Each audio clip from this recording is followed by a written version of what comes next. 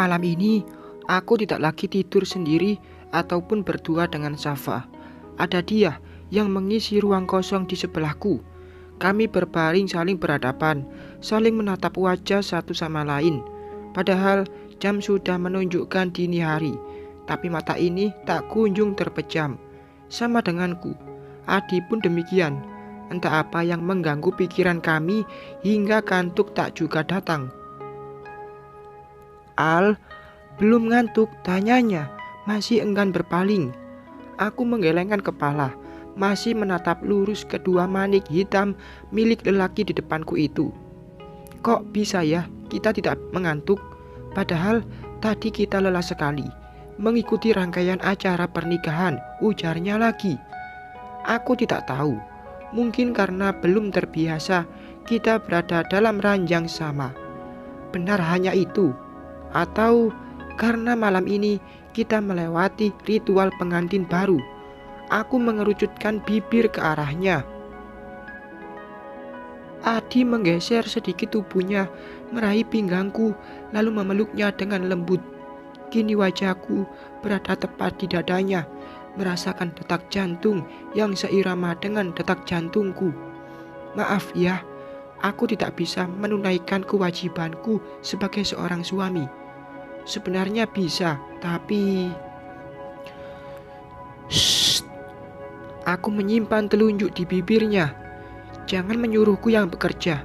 Aku tidak mau. Malu. Lanjutku lagi. Seraya menenggelamkan wajah. Terdengar kekehan Adi di pucuk kepalaku. Dia mencium ubun-ubunku hingga tidak terasa mata ini terpejam, menikmati kehangatan pelukan seorang suami. Malam pengantin yang seharusnya menjadi ritual paling menegangkan juga menyenangkan tidak kami dapatkan hari ini. Keadaan Adi yang tidak memungkinkan untuk memberikanku nafkah batin membuatku harus bersabar. Sebenarnya bisa. Adi pun pernah mengatakan jika organ reproduksinya baik-baik saja dan berfungsi dengan sangat baik,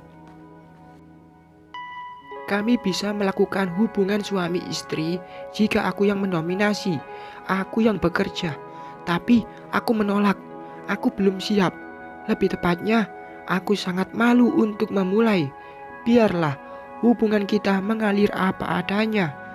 Adi pun tidak memaksakan keinginan dia dengan melupakan kenyamananku. Safa, beneran mau ninggalin Oma di sini, ujar Mama pada putriku yang sudah siap untuk pergi. Putriku lari-lari semau dia seraya membawa popo serta tas kecil di punggungnya. Dia tidak menghiraukan pertanyaan Mama. Lebih asik sendiri dengan berlari-lari.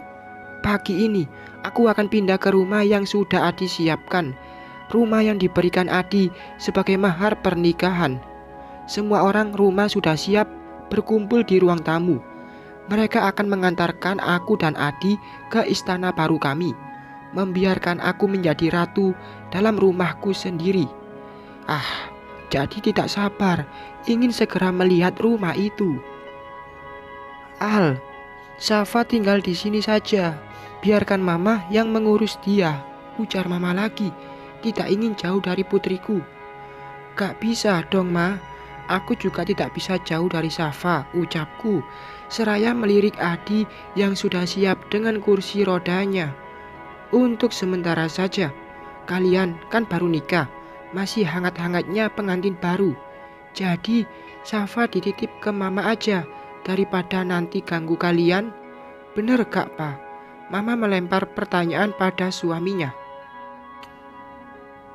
Pria dengan rambut yang hampir memutih itu mengembuskan nafas kasar. Dia melihat putriku yang tengah menggoyangkan gorden seolah-olah tengah bermain petak umpet. Harusnya memang seperti itu. Pengantin baru harus bulan madu. Papa tidak akan keberatan jika kalian ingin menitipkan Safa di sini. 1 minggu, 1 bulan, atau 1 tahun. Tidak masalah bagi kami. Masalahnya ada pada Alina, Papa. Alina gak bisa ninggalin Safa, apalagi sampai berminggu-minggu. Gak bisa, ujarku merengut. Mendengar jawabanku, membuat Mama menekuk wajah. Ia beranjak dari tempat duduknya, lalu menghampiri Safa yang tengah berceloteh seorang diri. Mama memeluk putriku, menciuminya, enggan untuk melepaskan. Melihat itu, mataku sedikit memanas. Padahal jarak rumahku dan rumah Mama katanya tidak terlalu jauh, tapi rasanya tetap saja berat untuk berpisah. Baru beberapa bulan aku tinggal berkumpul dengan keluargaku, kini sudah harus kembali terpisah karena statusku yang berubah.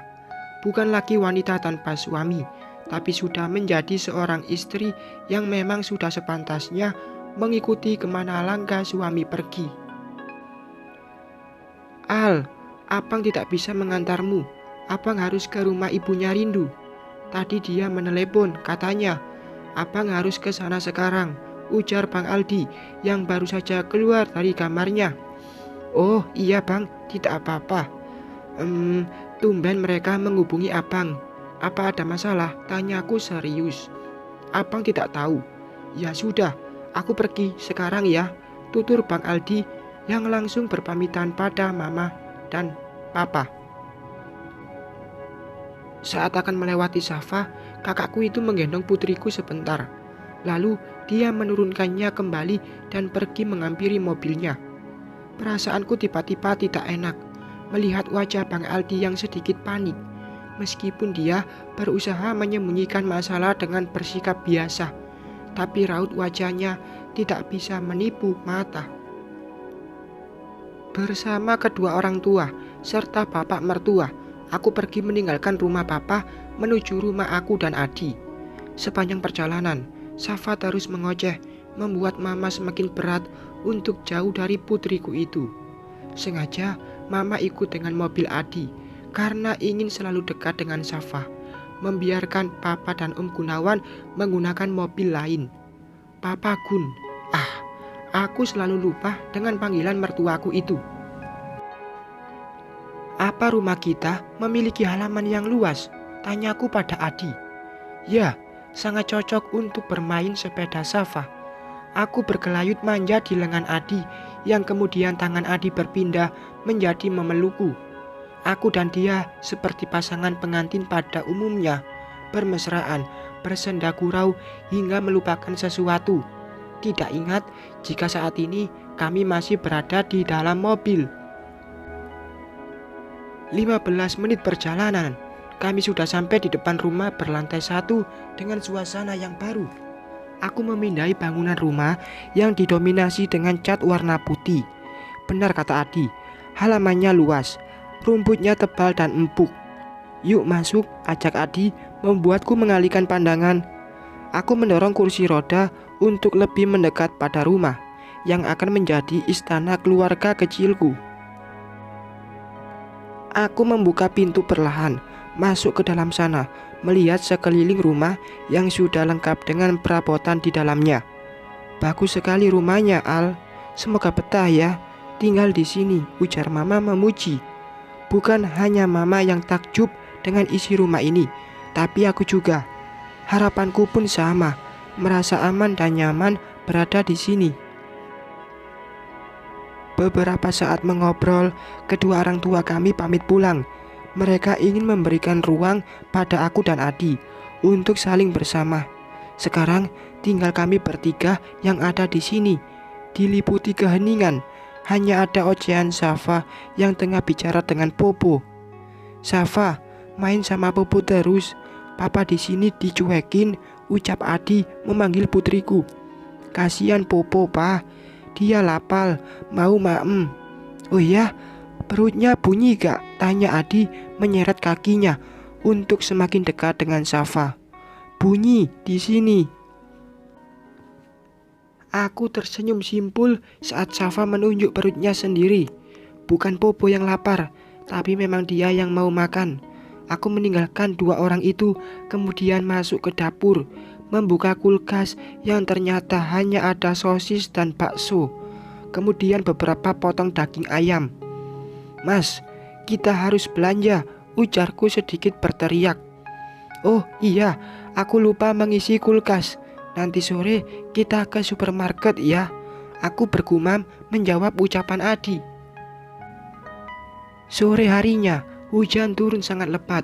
Niat ingin berbelanja kebutuhan rumah malah harus tertunda. Putriku bahkan sampai tertidur di sofa, saking lamanya menunggu hujan reda. Gak jadi belanja deh. Gimana dong? Ujar Adi seraya mengusap kaki putriku. Ya, gak gimana-gimana. Diem aja di rumah, ucapku manyun.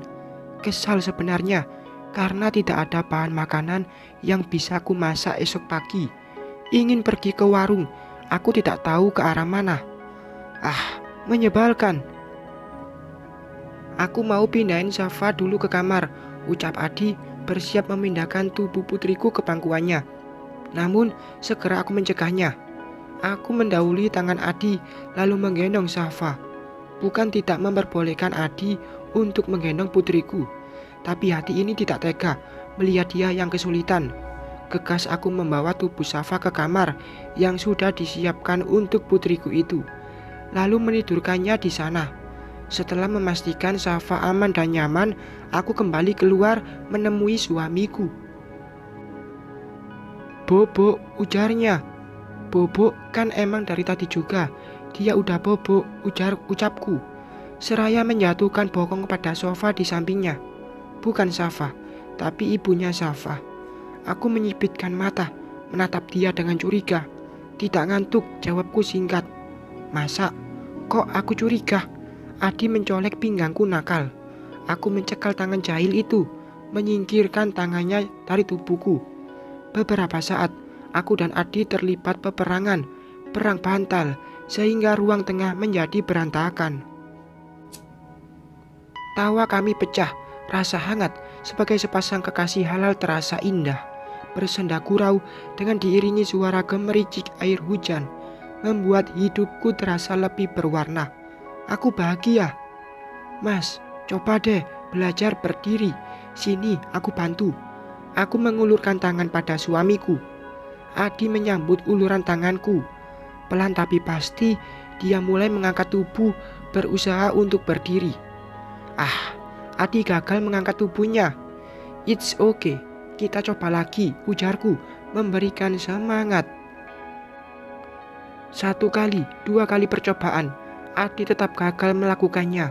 Hingga untuk yang ketiga kali, Adi berhasil berdiri, meskipun dengan kaki yang gemetar. Ya, bagus mas, tahan, oke, ujarku antusias. Mata ini tidak mengalihkan pandangan dari lutut suamiku yang bergetar. Sekuat tenaga, Adi berusaha menahan kakinya untuk tetap tegak. Nyatanya harus jatuh juga dengan menarik tanganku yang sedari tadi digenggamnya. Alhasil, kini tubuhku berada di atasnya, yang setengah duduk di atas karpet. Dengan sengaja, Adi menarik pinggangku, lalu menempelkan punggungnya pada lantai. Seperti malam tadi, jarak aku dan dia sangatlah dekat. Hembusan hangat napasnya begitu terasa menerpa wajahku. Al, kamu tidak ingin mencobanya, tutur Adi, membuat degup jantung semakin kencang. Aku malu, mas, jawabku tergagap. Aku tutup mata deh, atau kamu bisa menutup mataku menggunakan kain. Aku sudah terlalu lama sabar loh. Tidak kasihan padaku. Adi membelai rambutku hingga ke punggung, menghadirkan desir halus yang begitu nyata. Mengikuti naluri, aku mendekatkan wajah ini pada dia yang menyambutnya dengan sukarela. Mama sedang apa? Innalillahi. Buru-buru aku menggulingkan tubuh menjauhi Adi. Aduh, tolongin papa, Safa. Mama gigit leher papa ini. Mama nakal, ujar Adi seraya memegangi sebelah lehernya. Mama jadi penjahat. Bental, Pak, bental. Safa masuk ke dalam kamar, lalu kembali dengan bonekanya. Ayo, Popo, kita celang Mama. Buk, buk. Safa melemparkan beberapa bantal ke arahku. Bersambung.